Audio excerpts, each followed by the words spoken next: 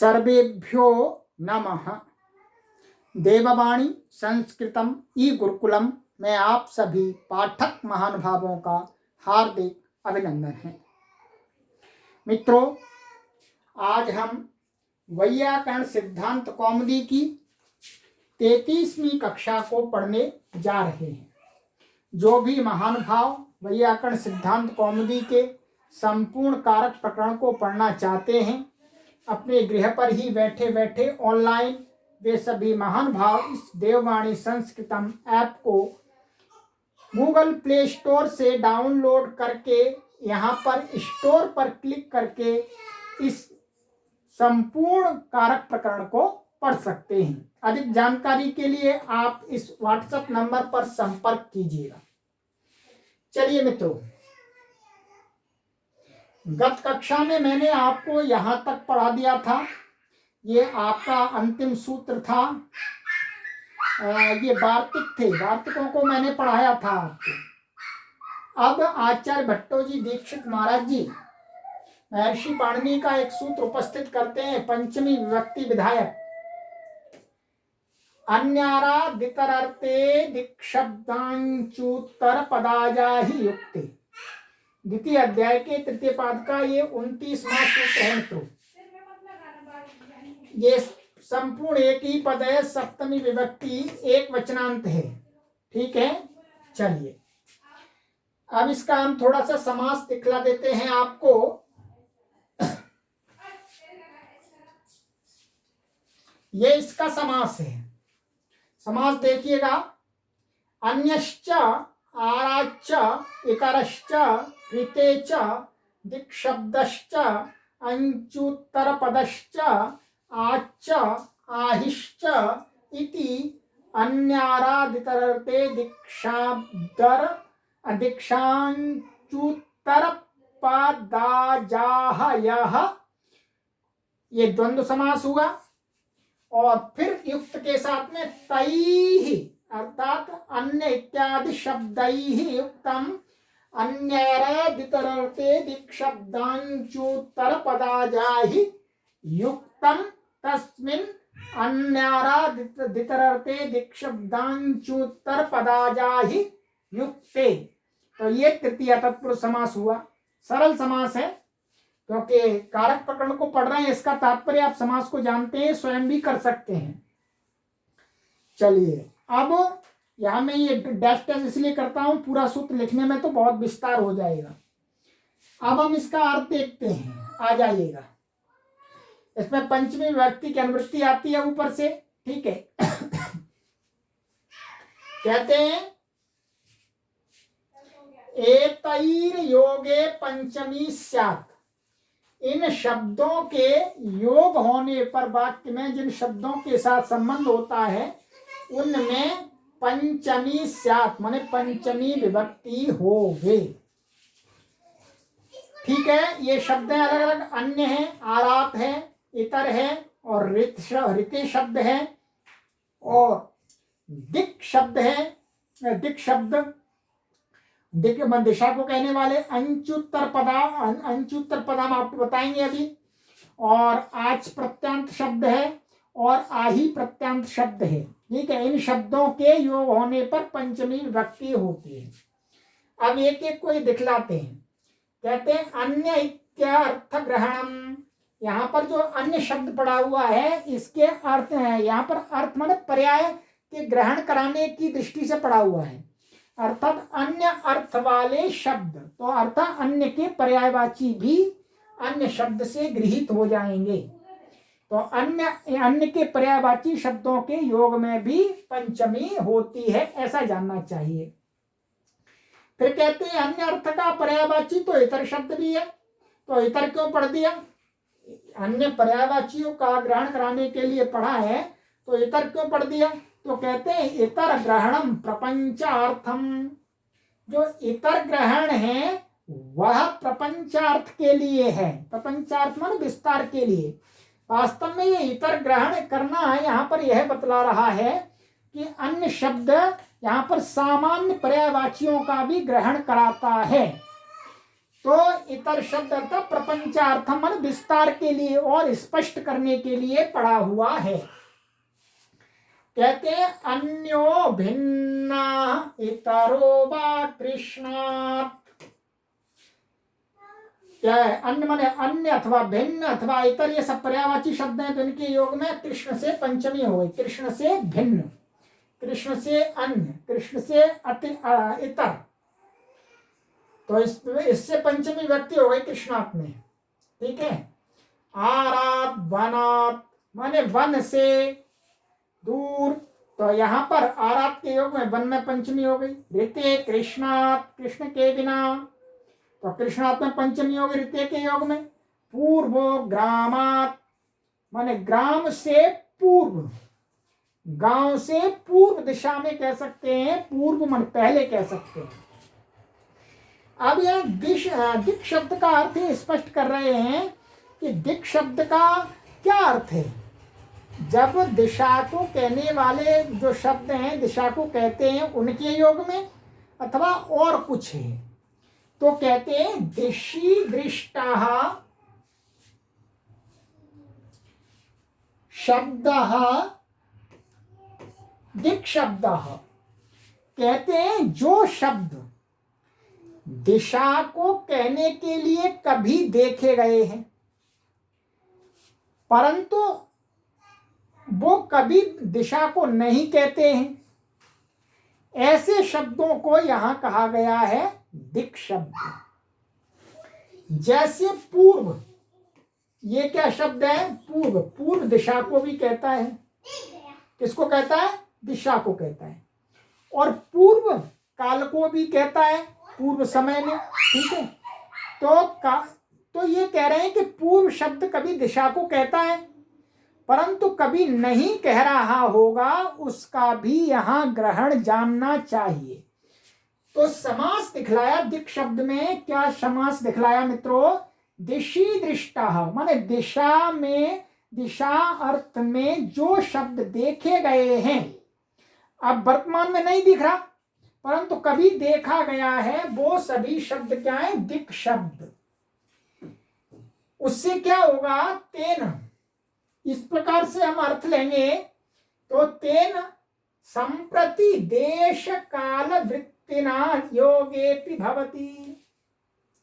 तो संप्रति माने अब यदि वो पहले कभी दिशा को कहता है परंतु अब वो पूर्व देश को कह सकता है, किसी देश को भी कह सकता है दिशावाची शब्द, अथवा काल को कहता है, काल वृत्ति वाला, काल अर्थ वाला, उनके योग होने पर भी पंचमी हो जाती है अर्थात होती है। जैसे चैत्रात् पूर्वः फाल्गुनः माने चैत्र मास से पूर्व वाला जो मास होता है, जो कालों का मास होता है, वो क्या है? फाल्गुन मास होता है। तो यहां पर क्या है? ये आपका काल को कह रहा है, काल को कह रहा है।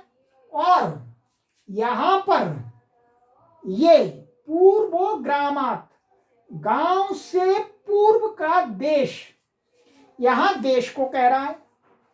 तो सबका ग्रहण हो गया, देश का भी ग्रहण हो गया और काल का भी ग्रहण हो गया। तो दिशावाची शब्दों से अर्थात दिशा में कभी प्रयुक्त हुए शब्द हों, बस उनका योग होने पर पंचमी हो जाती है। अब आ जाइएगा आगे। आगे कहते हैं कि अवयववाची योगे तो ना, कहते हैं अवयववाची, जो दिशावाची शब्द यदि अवयव को कहता है अवयव को कहता है, वहां तो निषेध करना चाहिए, वहां उसके योग में पंचमी नहीं होती है। तो एक उदाहरण दे रहे हैं आगे, ये सूत्र दिया है तस्य परमाम्रेडितम। तो इति निर्देशात् कहते हैं कि तस्य परमाम्रेडितम इति निर्देशात् पूर्वम कायस्य। तो ये कहा तस्य परमाम्रेडितम इति निर्देशात् पूर्वम कायस्य। तो कह रहे हैं ये जो वार्तिक आचार्य कात्यायन ने बनाया है, या जो वाक्य इनका भट्टोजी दीक्षित का ही वाक्य है, वार्तिक नहीं है, मैंने गलत बोल दिया, वार्तिक नहीं है, वाक्य है। ये बात कहां से आती है? ये इस सूत्र से निकलती है, तस्य परमाम्रेडितम, कि यहां पर शब्द, ये भी एक तरह से दिक् शब्द है, पर दिशा देश के। तो यहां क्या है, इस के योग में तस्य षष्ठी हो रही है, पंचमी नहीं हो रही है। तो इस निर्देश से ही जापित होता है कि अवयववाची जो दिक् शब्द होते हैं उनके योग में पंचमी नहीं होती है। तो जैसे पूर्वम कायस्य, अब यह पूर्वम कायस्य, काय का पूर्व भाग माने शरीर का पूर्व भाग, तो यहां पर पूर्व का प्रयोग हो रहा है, कायस्य में षष्ठी हुई है, पंचमी नहीं हुई है। ये इस ज्ञापन से सिद्ध होता है कि अवयववाची दिशावाची शब्द के योग में पंचमी नहीं होती है, षष्ठी होती है। ठीक है, ये इतना मात्र कहना चाह रहे हैं।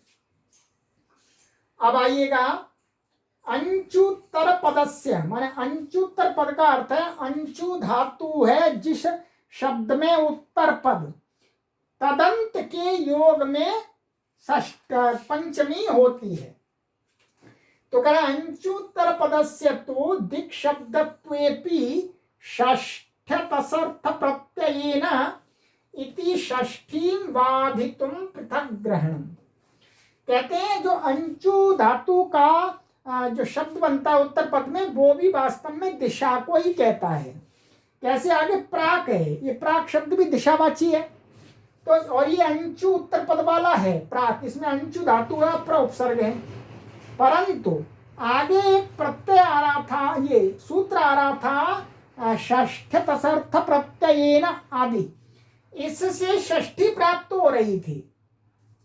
इससे क्या हो रहा था? षष्ठी प्राप्त हो रही थी। तो उसको बांधने के लिए कि भाई अंचुत्तर पद होगा, उसमें तो षष्ठी नहीं होगी, उसमें तो पंचमी ही होती है, चाहे वो दिशावाची हो, कैसा भी हो। तो इसलिए क्या हुआ? प्राक, तो प्राक अथवा प्रत्यक वा ग्रामात, गांव से पहले प्राक अथवा प्रत्यक माने बाद में या पश्चिम भाग में। तो यहां पर ये अंचुत्तर पद भी है और योग भी है ग्राम के साथ में। तो इससे क्या हुआ? पंचमी हो गई। अब षष्ठी षष्ठ तसर्थ प्रत्ययेन आदि सूत्र से षष्ठी नहीं हुई है। अब देखिएगा,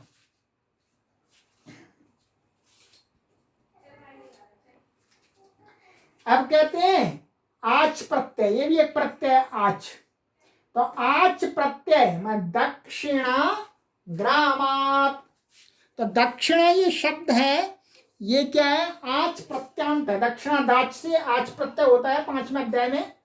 तो ये आच प्रत्यांत शब्द है, इसके योग में भी पंचमी हो गई, माने गांव से दक्षिण दिशा में। और आही, आही माने दक्षिणा ही ग्रामात, गांव से दक्षिण दिशा में, तो गांव में पंचमी हो गई। आगे कहते हैं अपादाने पंचमी इति सूत्रे कार्तिक्याः प्रभृति इति भाष्य प्रयोगात् प्रभृत्यर्थ योगे पंचमी। अब कह रहे हैं कि जो प्रभृति आदि शब्दों के योग में हमें पंचमी दिखती है, उसके लिए कोई वार्तिक भी नहीं है और ना महर्षि पाणिनि का कोई सूत्र है। उसका उदाहरण आगे आ रहा है, भवात् प्रभृति आरभ्य वा इत्यादि। तो कह रहे हैं कि अपादाने पंचमी इस सूत्र के भाष्य में, माने भाष्य माने महर्षि पतंजलि जी द्वारा अष्टाध्यायी की जो वार्तिक आदि भाष्य प्रौढ़ व्याख्या है व्याकरण की, उसमें इस सूत्र पर क्या कहा है? ये उदाहरण दिया है, कार्तिक्याः प्रभृति। इस इति भाष्य प्रयोगात, इस भाष्य के प्रयोग से महर्षि पतंजलि ने भी ये प्रयोग किया है। तो प्रभृति के योग में पंचमी कर दी, पंचमी विधायक कोई सूत्र है ही नहीं, न वार्तिक है। तो कहते हैं इस वाक्य प्रयोग को प्रमाण मान करके ही क्या है, भाष्य प्रयोग प्रवृत्ति आदि, प्रवृत्ति के अर्थ वाले और भी शब्द हैं, उनके योग में भी पंचमी हो जाती है। उदाहरण दिया इन्होंने, भवात् प्रभृति आरभ्य वासेभ्यो हरिः। ठीक है, भवात् प्रभृति माने उत्पत्ति, उत्पत्ति से लेकर के, माने या प्रवृत्ति का अर्थ क्या होता, लेकर, अर्थात वहां से आरंभ करके, माने भवात माने उत्पत्ति से लेकर, हरि ही सेव्यः माने हरि का भजन करना चाहिए, हरि सेव्य है, हरि की सेवा करनी चाहिए। तो ये इसका अर्थ हो गया। तो अब यहाँ पर क्या है आपका, ये प्रवृत्ति के योग में अथवा प्रवृत्ति के अर्थ वाला आरभ्य में, लेकर अर्थ में आरभ्य कहता है, तो इनके योग में भवात में पंचमी विभक्ति हो गई। किससे, इस अपादाने पंचमी पर जो भाष्य है उसमें प्रयुक्त इस उदाहरण के ज्ञापन से। चलिएगा आगे कहते हैं, आप परिवहिरंच वह पंचम्याः, ये सूत्र है एक। तो कहते हैं इति समास विधानात् ज्ञापकात् बहिर्योगे पंचमी, क्योंकि बहि के साथ में कहीं किसी सूत्र से पंचमी का विधान नहीं किया, और यहाँ पर समास कह रहे हैं पंचमी के साथ बहिर का, तो इसका मतलब पाणिनि इसका पंचमी विभक्ति इष्ट मानते हैं बहिर के योग में। तो इसी ज्ञापक से क्या हो जाएगा, पंचमी मन बहि शब्द के योग में भी पंचमी होती है, ऐसा जानना चाहिए। तो ग्रामात् वाहिः, क्या है, ग्रामात् वाहिः, गांव से बाहर। तो बहि के योग में पंचमी योग, ध्यान रखेंगे, सूत्र नहीं है, ज्ञापक से हुई है।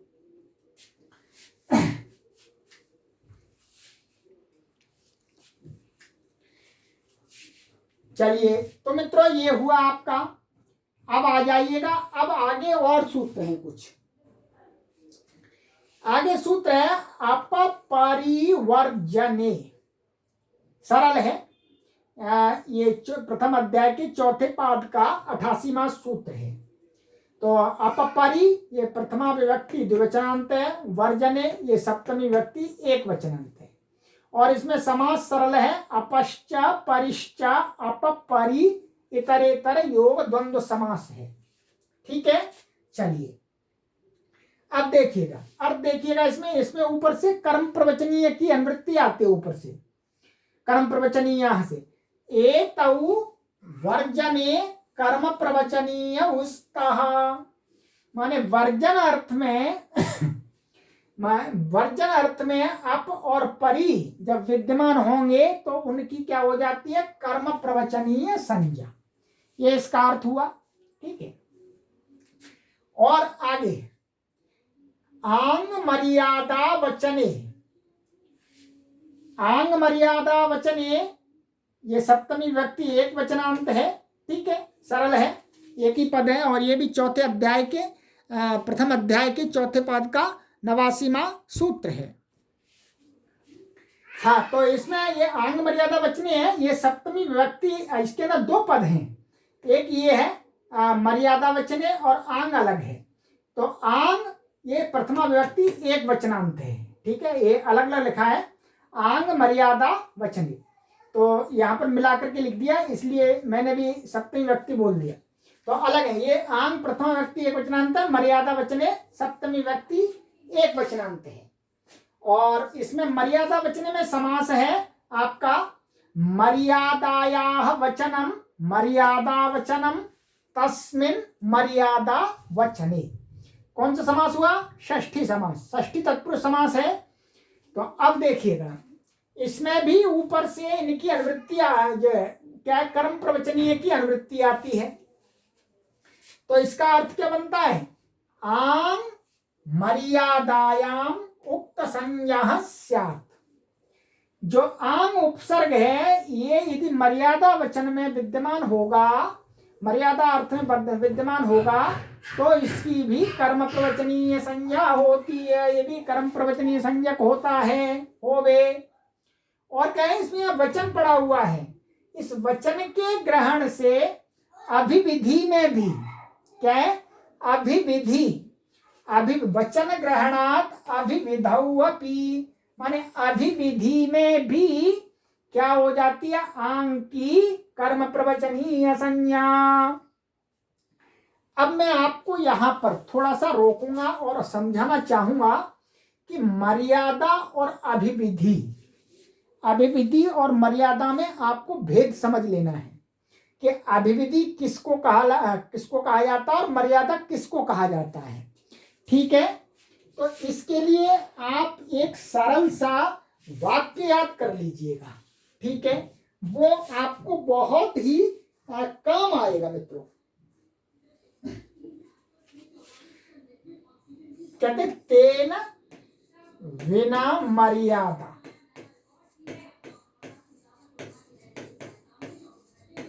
ठीक है, और तेन साह, ये दो वाक्य याद कर लीजिएगा। अभिविधि,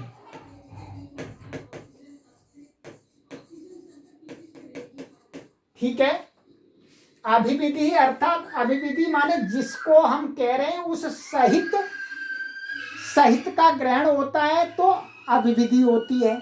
और मर्यादा अर्थात जिसको हम अवधि बना रहे हैं उसको छोड़ करके। मानिएगा कि हमने कहा अयोध्या, ये मानिएगा उदाहरण देता हूं मैं आपको, हरिद्वार,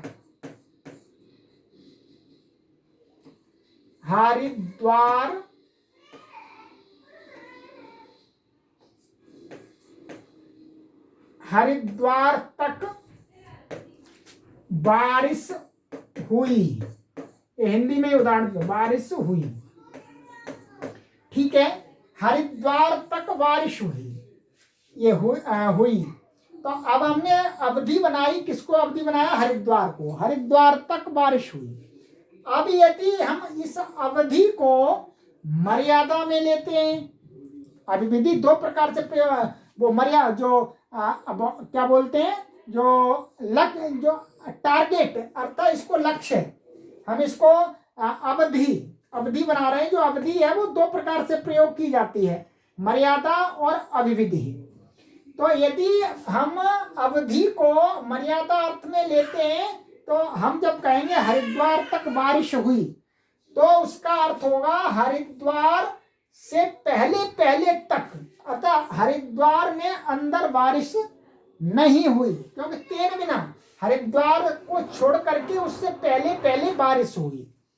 और जब हम अवधि को अभिविधि में लेंगे तो फिर क्या अर्थ आएगा, हरिद्वार तेन सामान्य हरिद्वार तक, माने हरिद्वार सहित, माने हरिद्वार में भी बारिश हुई और हरिद्वार से पहले भी हुई। तो हरिद्वार की जो अंतिम सीमा है वहां तक बारिश हुई। तो अभिविधि से ये अर्थ आएगा, अर्थात हरिद्वार की अंतिम सीमा पर्यंत तक, और मर्यादा कहेंगे तो हरिद्वार की सीमा जहां से आरंभ होती है वहां से पहले। ये अभिविधि और मर्यादा में अंतर है मित्रों। ठीक है, उदाहरण मैंने आपको यहाँ हिंदी का दे करके समझा। चलिएगा अब आ जाइएगा अपनी कक्षा पर। अब देखिएगा, तो क्या अभिविधि में और मर्यादा में जब ये आंग वर्तमान होगा तो भी इसकी कर्म प्रवचनीय संज्ञा हो जाती है। अब कहते हैं इनकी कर्म प्रवचनीय संज्ञा हो जाएगी तो क्या कहते हैं, पंचम्यपांग परिभिः। तो पंचमी प्रथमा विभक्ति एक वचनांत है, अपांग परिभिः एक तृतीय विभक्ति बहुवचनांत है। ठीक है, और समास इसमें केवल अपश्च आंच परिश्च अपांग परयः और तैः अपांग परिभिः। लिख करके कोई आवश्यकता नहीं है। तो ये आपका इतरेतर योग द्वंद्व समास हो गया इसके अंदर, और पंचमी की अनुवृत्ति आती है इसके अंदर। अब इसका अर्थ देखिएगा, कहते हैं एतैहि कर्म प्रवचनीयैर योगे पंचमी स्यात्। एतै माने आंग और अप और परि, जब इनकी कर्म प्रवचनीय संज्ञा होगी तब इनके योग में पंचमी विभक्ति होवे। इनकी कर्म प्रवचनीय संज्ञा कहाँ है? ऊपर बता दिया आपको कि वर्जन अर्थ में अपर परी की, और मर्यादा और अभिविधि में आंग की। तो अब इसके उदाहरण देख लीजिएगा। अपहारे परिहारे संसार, ठीक है, क्या है देखिएगा। कहते हैं अपहारे है, तो यहां क्या अप अर्थ वर्जन में लेना होगा। तो क्या अर्थ निकलेगा? हरि को छोड़कर, जो वर्जन में छोड़कर, हरि को छोड़कर, परि हरे है, हरे संसार माने हरि को छोड़कर जो संसार है वह कैसा है? कष्टमय है। कुछ भी कह सकते हैं, कष्टमय है, दुखमय है या भोगमय है। तो यहां पर हरि जो अप और परि है वो क्या है? उसको छोड़ करके अर्थ जापित कर रहा है, इसलिए हरि में पंचमी विभक्ति हो गई। परिरत्र वर्जनी, तो यह कह रहे हैं परि जो उपसर्ग है वो वर्जन अर्थ में विद्यमान है। यहाँ परि हरे संसार, और लक्षणादौ तो हरिम परि, एक सूत्र था पहले लक्षणेत्थम भूताख्यान आदि, तो वहां पर जो परि की कर्म प्रवचनीय संज्ञा होगी लक्षणादि अर्थ में, तब तो उसमें द्वितीया का विधान किया जाता है, तब यहां पर वर्जन अर्थ नहीं होगा। वर्जन अर्थ होगा परि का, तब पंचमी होगी, और लक्षणादि अर्थ में परिवर्तमान होगा तो द्वितीया होगी। ये पहले आ गया था। आमुक्ते संसार, तो ये क्या है? मर्यादा में, तेन बिना माने संसार, मुक्ते है माने मुक्ति से पहले पहले, मुक्ति सहित नहीं, मुक्ति से पहले पहले संसार माने संसार रहता है, और जैसे ही मुक्ति हो जाती है संसार नष्ट हो जाता है हमारे लिए। तो यहाँ पर आंग क्या है? मर्यादा में, मुक्ति से पहले पहले, मुक्ति को अवधि ले लिया, और तेन बिना मर्यादा मान मुक्ति से पूर्व लोगों का जो जीवन होता है वो संसार का जीवन होता है, संसार विद्यमान रहता है। और अब क्या है? अभिविधि में, अभिविधि में क्या है? उदाहरण दे रहे हैं, असकलात् ब्रह्मा, असकलात् ब्रह्म अर्थात संपूर्ण संसार क्या है? संपूर्ण ये ब्रह्म है, माने संपूर्ण सहित जो कुछ भी दिखता है ये सब क्या है? ब्रह्म है। तो यहाँ तेन सह माने सकल, सकल माने संपूर्ण संसार ही ब्रह्म है, तो संपूर्ण सहित अर्थ आ रहा है यहाँ पर इसका आ का अभिविधि। तो इसलिए यहाँ पर भी इसकी कर्म प्रवचनीय संज्ञा और कर्म प्रवचनीय संज्ञा के योग में पंचमी विभक्ति हो गई। तो मित्रों ये आपका यहाँ तक मैंने आप क्लियर किया। आपका ये कर्म प्रवचनीय संज्ञा और भी आगे अभी चलेगी, पंचमी का प्रकरण है, तो आगे की कक्षा में अब हम आगे पढ़ेंगे। इसको आप अच्छी प्रकार से पढ़ते रहिएगा, समझते रहिएगा प्रत्येक बात को। और अब हम आगे की कक्षा में आपसे मिलते हैं, तब तक के लिए विराम लेते हैं मित्रों। 34वीं कक्षा में पुनः आपसे भेंट करेंगे। अस्तु सर्वेभ्यो नमः।